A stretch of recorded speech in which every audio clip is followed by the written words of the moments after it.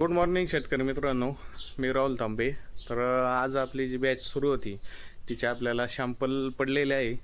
100% batch ही success झालेली आहे आणि फायनलला आहे.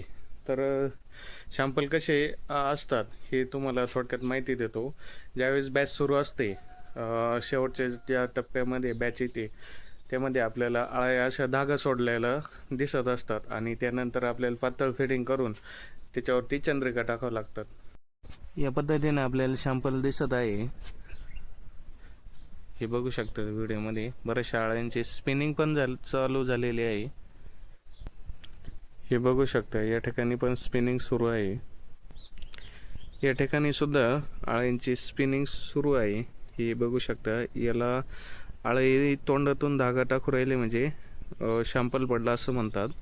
आणि त्यानंतर आपल्याला एक नॉर्मल पातळ फिडिंग करायची आणि याच्यावरती चंद्रिका टाकावं लागतात. हे बघू शकता, असे बऱ्याच ठिकाणी आपल्याला सॅम्पल दिसल्यानंतर आपण हा निर्णय घेत असतो का पातळ फिडिंग देऊन आपल्याला चंद्रिका टाकावं लागतात. तर या पद्धतीने अळ्यांची साईज वगैरे प्रॉपरली झालेली आहे.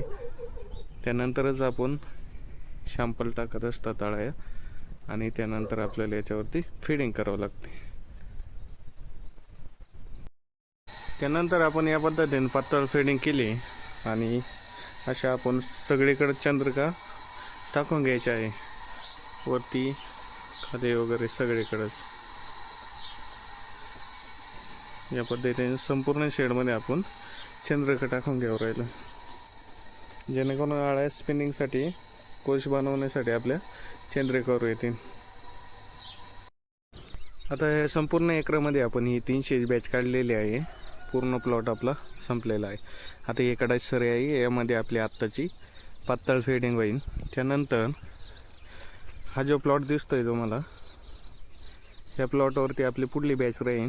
आता ही पुढली 5 किंवा 15 तारखेला ब्रशिंग होतील. या तारखेला जे आपण अंडी बुकिंग करून त्याची पण घरी चॉकी बनवून या पद्धतीने बॅच सुरू करणार आहे.